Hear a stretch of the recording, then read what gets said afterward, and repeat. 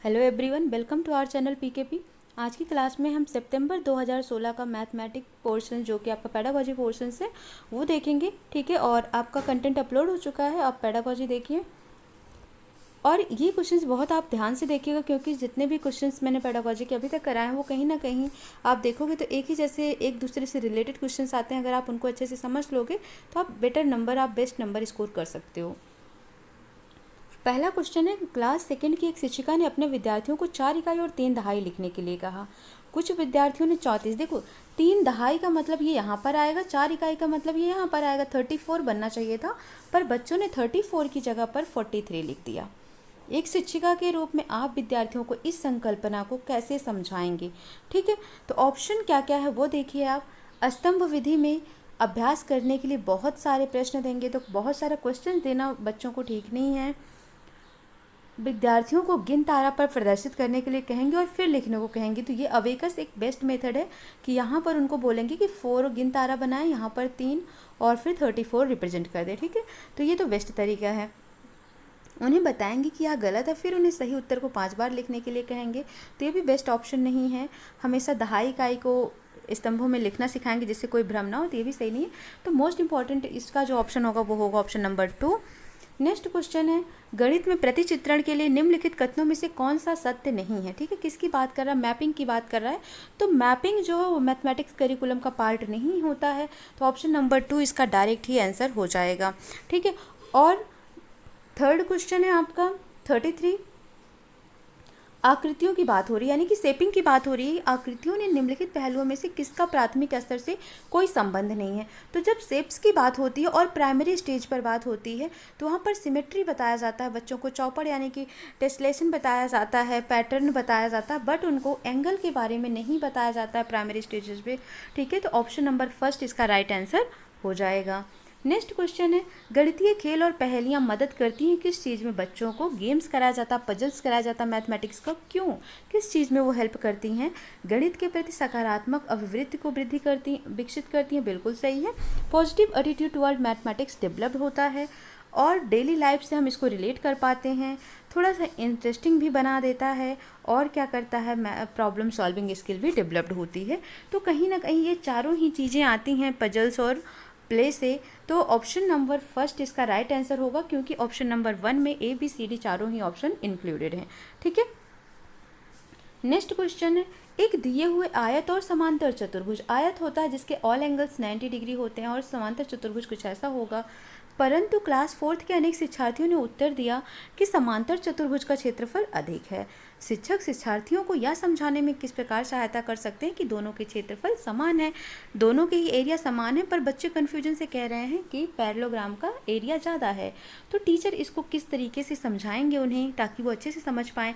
Scale का measurement उतना best तरीका नहीं, जियो बोर्ड का नहीं, ग्राफ पेपर का प्रयोग बेस्ट ऑप्शन होगा कि ग्राफ पेपर का यूज करके टीचर समझाएगा तो बच्चे को बहुत अच्छे से ही समझ आ जाएगा। ऑप्शन नंबर 3 उसका राइट आंसर हो जाएगा। नेक्स्ट क्वेश्चन है 36, NCF 2005 के अनुसार प्राथमिक स्तर पर गणित शिक्षण का उद्देश्य निम्नलिखित में से कौन सा नहीं है?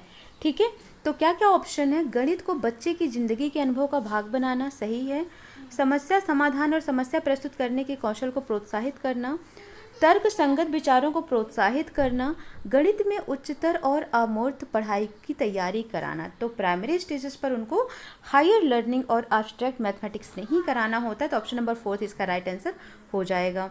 नेक्स्ट क्वेश्चन देखते हैं, 2 अंकीय संख्या को दूसरी 1 अंकीय या 2 अंकीय संख्या से गुणा करने की प्रक्रिया, यानी कि 2 अंकीय संख्या है, ठीक है, उसको 1 अंक या किसी दूसरे 2 अंक की संख्या से गुणा करने की प्रक्रिया को समझाने के लिए निम्नलिखित में से कौन सी पूर्व जानकारी होनी चाहिए? ठीक है, तो देखो अब पहला है कम्युलेटिव, यानी कि कम्यूटेटिव जो है क्रम विनिमय, तो कम्यूटेटिव में हो जाता है कि 2 + 3 = 3 + 2, बात वही होती है, 2 × 3 = 3 × 2 कर देंगे तो बात वही होगी। तो यहाँ पर इतना ज़्यादा इंपॉर्टेंस किसको दिया जाएगा? गुणन को, जो योग पर वितरण के रूप में होता है। ठीक है, multiplication as distribution over addition, तो गुणन योग पर वितरण के रूप में, ये आवश्यक जानकारी होनी चाहिए बच्चे को। तो ऑप्शन नंबर 2 क्या होगा? राइट आंसर हो जाएगा। नेक्स्ट क्वेश्चन है, गणित से भयभीत होने वाले और उसमें असफल होने के लिए निम्नलिखित में से किसी एक कारण नहीं माना जा सकता। कुछ बच्चे होते हैं जिन्हें मैथ फोबिया होती है, ठीक है, डरते हैं वो मैथ से, और थोड़ा सा वो उसकी वजह से वो फेल्योर भी होते हैं उसमें, ठीक है। तो कौन सा कारण नहीं माना जा सकता है? तो सिंबॉलिक नोटेशंस तो हो सकता है, ठीक है, स्ट्रक्चर भी हो सकता है क्योंकि गणित की संरचना ही कुछ ऐसी है। लैंगिक भेदभाव नहीं हो सकता, क्लास के अनुभव हो सकता है, ठीक है। देखो, जो लैंगिक भेदभाव, जेंडर डिस्क्रिमिनेशन का मैथ में डर लगने का कोई मतलब नहीं होता है कि वो मेल सेक्स है या फीमेल सेक्स है, इसकी वजह से। तो ऑप्शन नंबर 3 क्या होगा, इसका राइट आंसर हो जाएगा। इसे राइट कारण नहीं माना जा सकता है। नेक्स्ट है क्वेश्चन, दो दशमलव संख्याओं के योग की संकल्पना को पढ़ाने के लिए निम्नलिखित में से शिक्षण अधिगम का कौन सा साधन सर्वाधिक उपयुक्त होगा, ठीक है। किसकी बात कर रहा है? डेसिमल नंबर पढ़ाना है और कह रहा है कि कौन सा सबसे बेस्ट टीचिंग लर्निंग अप्रोच होगा। मोतीमाला बिल्कुल नहीं, क्योंकि देखो मोतीमाला और गिनतारा में थोड़ी सी कन्फ्यूजन हो सकती है कि ये ऊपर नीचे हो जाएंगे तो प्रॉब्लम आ सकती है, गलत हो सकता है, ठीक है। ग्राफ पेपर सही है, जियो बोर्ड नहीं। तो इसका जो करेक्ट ऑप्शन होगा graph paper is the right answer, ठीक है। नेक्स्ट क्वेश्चन है 55, क्लास 4th के अधिकतर शिक्षार्थी सोचते हैं दो संख्याओं के गुणन से प्राप्त संख्या सदैव दोनों संख्याओं से बड़ी होती है। यानी कि दो संख्याओं से कोई गुणा करो तो उससे प्राप्त होने वाली संख्या हमेशा इन दोनों से बड़ी होगी, ठीक है। क्या ये हमेशा सत्य होता है? तो हमेशा तो सत्य नहीं होता है, बट बच्चे ऐसा हमेशा मानते हैं कि वो सत्य होगा। तो आप इस चीज़ को कैसे बच्चों को रिप्रेजेंट कर पाओगे, शो कर पाओगे कि ये बात हमेशा सत्य नहीं होती है? तो आपके पास ऑप्शन क्या है? बार बार योग के द्वारा सिखाएंगे, दशमलव संख्याओं के गुणन की कलन विधि को प्रदर्शित करेंगे, ग्रिड पेपर पर दो दशमलव संख्याओं के गुणन को प्रदर्शित करेंगे। तो ऑप्शन नंबर 3 ही राइट आंसर हो जाएगा कि इसको ग्रिड पेपर पर बच्चों को करके दिखाया जाएगा, ठीक है। तो ऑप्शन नंबर 3 इसका करेक्ट आंसर हो जाएगा। नेक्स्ट क्वेश्चन है 56, प्राथमिक स्तर पर शिक्षार्थियों को माप यानी कि मेजरमेंट का संदर्भ पढ़ाने के लिए कौन सा कथन सत्य है? तो देखो, जब भी मेजरमेंट पढ़ना होता है सबसे पहले याद रखना है कि तुलना, कंपैरिजन आनी चाहिए, फिर अप्रामाणिक माप क्या होते हैं वो आना चाहिए, फिर प्रामाणिक माप के बारे में पता होना चाहिए, फिर प्रामाणिक इकाइयों के बारे में पता होना चाहिए, प्रामाणिक इकाइयों का विकसित, ठीक है। तो इस तरीके से ये एक सीक्वेंस चलता है इसमें। तो यहाँ पर अकॉर्डिंग टू ऑप्शन देखो, प्रामाणिक मापों का उपयोग अप्रामाणिक मापों के बाद करना चाहिए। तो ये कथन क्या है, बिल्कुल सत्य है। मेजरमेंट में केवल अप्रामाणिक का उपयोग नहीं कर सकते, अप्रामाणिक मापों का उपयोग नहीं करना चाहिए, ये भी गलत है। तो ऑप्शन नंबर 1 क्या होगा, इसका राइट आंसर हो जाएगा कि प्रामाणिक माप हमेशा अप्रामाणिक माप के बाद ही होना चाहिए। यानी कि जो नॉन स्टैंडर्ड मेजर होते हैं वो हमेशा क्या होंगे, पहले होंगे और स्टैंडर्ड मेजर बाद में होंगे, ठीक है। बच्चों को पहले क्या होता है, छोटी छोटी चीज़ें सीखते हैं वो, उसमें कोई स्टैंडर्डाइजेशन नहीं किया जाता है, ठीक है, कैटेगराइजेशन नहीं किया जाता है।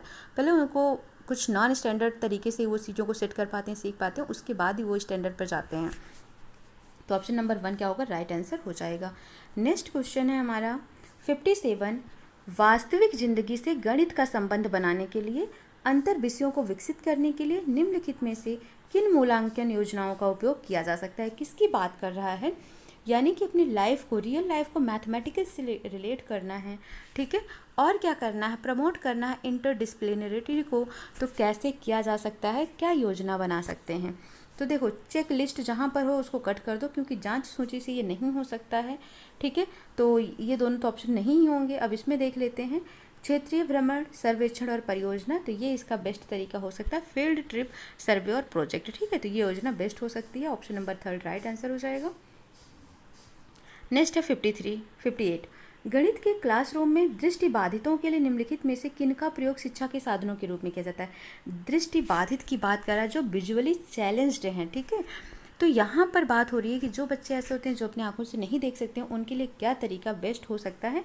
तो संख्या चार्ट तो, नंबर चार्ट तो बिल्कुल नहीं समझ पाएंगे, देख ही नहीं पा रहे हैं, तो ऑप्शन नंबर 1 तो होगा ही नहीं, ठीक है। संख्या चार्ट 3rd में भी है तो ये भी नहीं होगा, संख्या चार्ट 4th में भी है तो ये भी नहीं होगा। होगा क्या, ठीक है, अबेकस, टेलर का गिनतारा, कंप्यूटर और जियो बोर्ड। तो ऑप्शन नंबर 2 क्या होगा, इसका राइट ऑप्शन हो जाएगा, ठीक है। नेक्स्ट है 59, संख्याओं के संदर्भ में प्राथमिक क्लास के बच्चे व जिनका आयु 8 से 9 वर्ष है निम्नलिखित में से किस समुच्चय में प्रवीण होंगे? देखो अब यहाँ पर अनुपातिक विवेचन में बता दे रही हूँ कि जो प्राइमरी स्टेज की बात होगी ना, तो वहाँ पर उन्हें रेशियो प्रोपोर्शन की बात बिल्कुल नहीं करनी है, उन्हें ये चीज़ें नहीं आएंगी। तो सबसे पहले क्या करना है, जो जहाँ पर जिस ऑप्शन में अनुपातिक विवेचन है उसे कट ही कर दो। तो ऑप्शन बचता ही क्या आपके पास, third option, seriation, classification and reversibility, यानी पंक्तिबद्धता, वर्गीकरण और प्रतिवर्त्यता। तो ये क्या होगा, इसका राइट आंसर हो जाएगा कि जो 8 से 9 ईयर के बच्चे होते हैं, प्राथमिक स्टेज में होते हैं, तो वो इस प्रकार के समुच्चय में क्या होंगे, प्रवीण होंगे, एबल होंगे, ठीक है, योग्य होंगे इसके। नेक्स्ट क्वेश्चन है 60। क्लास फर्स्ट के एक शिक्षक ने एक विद्यार्थी को सभी वस्तुओं की गणना करने के लिए कहा, जिसमें क्या क्या है, पेन भी है, रबड़ भी है, शार्पनर भी है। विद्यार्थी ने सभी वस्तुओं को एक रेखा में रखा और गणना करना शुरू कर दिया, ठीक है, ऐसे एक सीक्वेंस में रखा और करना शुरू कर दिया गणना उसकी। उसने 10 वस्तुओं के स्थान पर कहा कि 2 पेन, 5 रबड़ और 3 शार्पनर, ठीक है। उसने ये नहीं कहा कि टोटल 10 वस्तुएं, उसने कहा 2 पेन है, 5 रबड़ है, 3 और शार्पनर हैं। तो 5 3 8 तो 10 हो गया, पर उसने 10 वस्तु नहीं कहा। आपके विचार से विद्यार्थी को गणना के किस सिद्धांत पर कठिनाई का सामना करना पड़ रहा है, ठीक है। तो यहाँ पर किसका, अब्स्ट्रैक्शन और ऑर्डर इररिलेवेंस प्रिंसिपल, यानी अमूर्तन और असंगत क्रम सिद्धांत का उसको इस कठिनाई का सामना करना पड़ रहा है। तो ऑप्शन नंबर 4 इसका राइट आंसर हो जाएगा। इस तरीके से जो आपका सितंबर 2016 में, ठीक है, सितंबर 2016 प्रीवियस ईयर पेपर में क्वेश्चंस आए हुए थे, उसको मैंने करा दिया है। और आप अगर सारी सीरीज को अच्छे से देख लेंगे तो आप बहुत अच्छा नंबर स्कोर कर सकते हैं, ठीक है। प्रैक्टिस करते रहिए और वीडियो को लाइक शेयर सब्सक्राइब कर दीजिए। मिलते हैं नेक्स्ट क्लास में। Thank you so much.